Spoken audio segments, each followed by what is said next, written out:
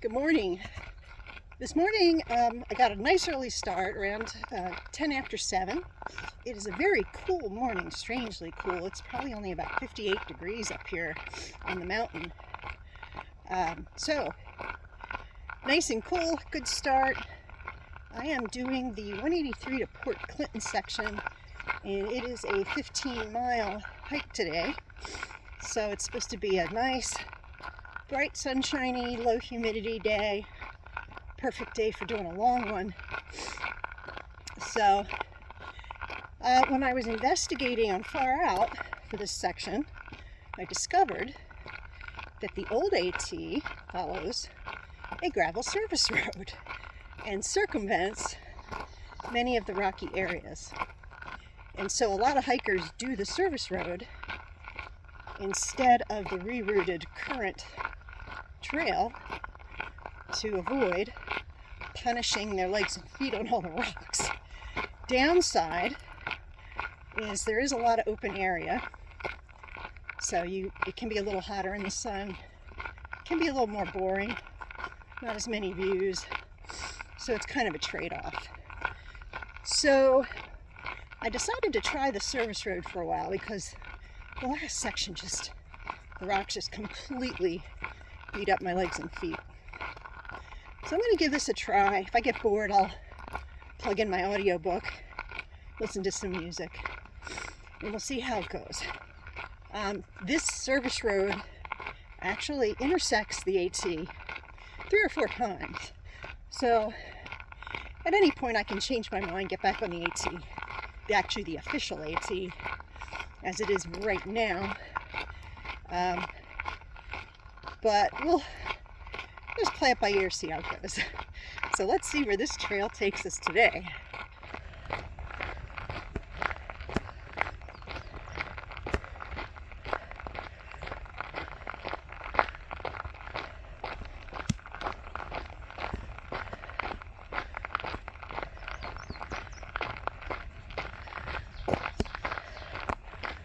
So this part, really long, really straight, freshly graveled.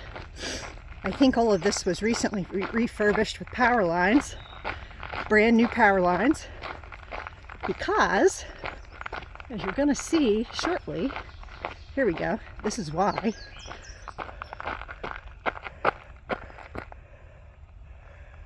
Yep.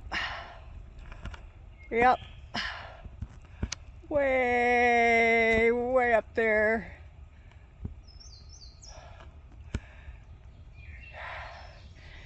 Yeah, it's all about getting all those cell phone towers put in.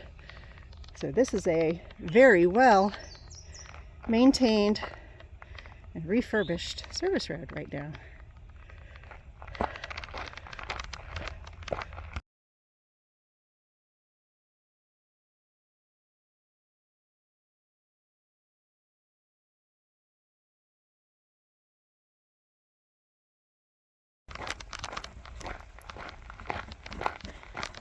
Still on the Port Clinton Expressway. Lovely wooded shady section through here, even though it's not hot out. There's a nice light breeze. I think it's like, gosh, maybe 8:45 in the morning, maybe. It is still early and I'm like 4.5 miles in. This is crazy fast. Now I know why they call it the expressway. So I'm going to stay on this as long as I can possibly do it.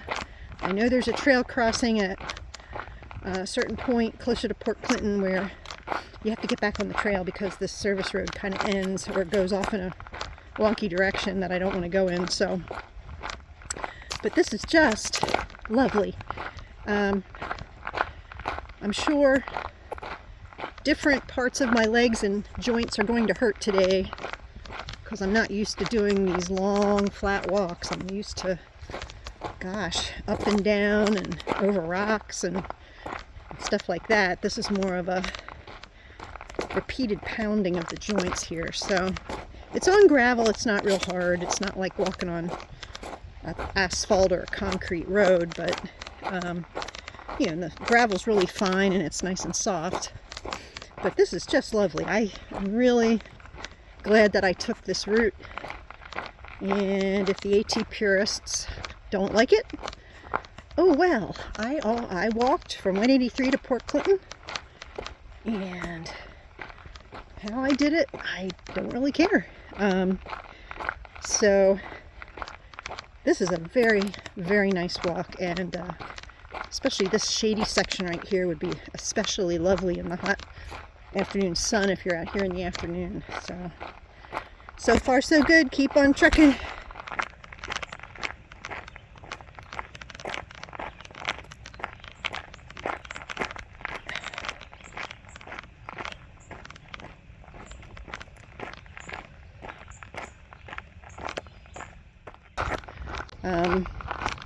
So this has been a good choice.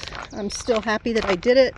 We'll see how I feel at the end. I'll let you know. And the other kind of nice thing is, since I'm out in the open, my Garmin watch is picking up the GPS well, and I think my mileage is actually pretty accurate today compared to being in the woods.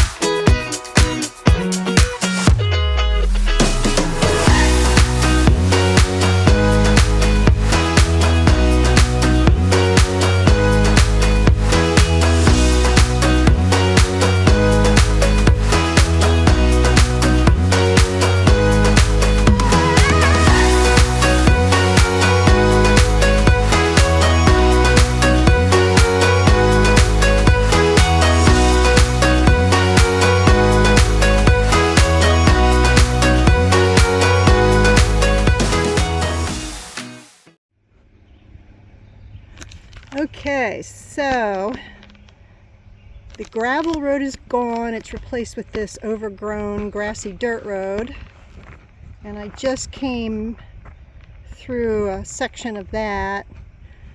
I checked on Far Out, and right here is where I am resuming the AT instead of walking through all this tall grass, which kind of makes me a little nervous because there can be snakes in there. So I'm going to stick to the actual AT trail from here into Port Clinton. I think I only have maybe between 4 and 5 miles. It's going to be pretty quick. So back in to the green tunnel, and it's been pretty sunny, so might be nice to get some shade at this point. Of course, we're going to have our fair share of rocks through here. Oh my goodness. Okay.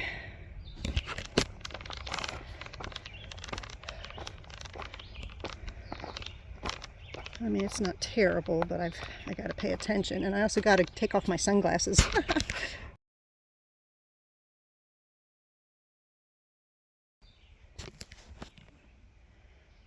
Okay, I've been spoiled all day long, so now I have to pick through all these darn rocks,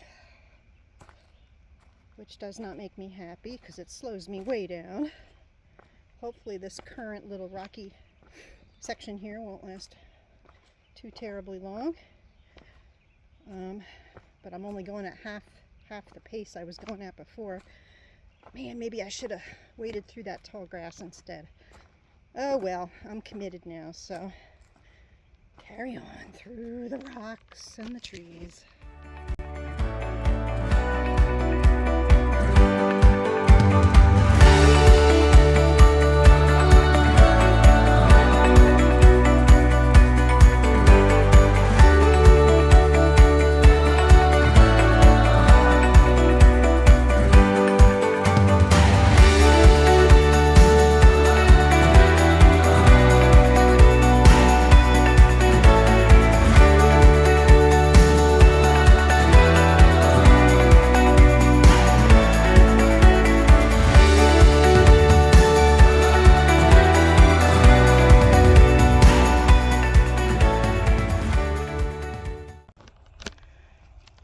So I've been going downhill so far for a few minutes, maybe 10 minutes. It's been very gentle so far, so I guess I'm not at the steep spot yet. I know there's a steep spot right at the end that's supposed to be really gnarly. And somebody built a nice little log bench here. Isn't that cute? I guess that's for the people going sobo coming up the hill so they can take a break. So, not bad so far. So, I figure I'll be down at the bottom in about 30 minutes. We'll see. Here we go. The train down at the bottom is getting ready to move out. It just blew its whistle. Wonder if it's going to do it again. I don't know. Probably as soon as I turn the video off. Now we're getting into the really... Oh, there it goes. Really steep, gravelly part of this descent. I can hear the traffic on 61. And I can hear the train moving.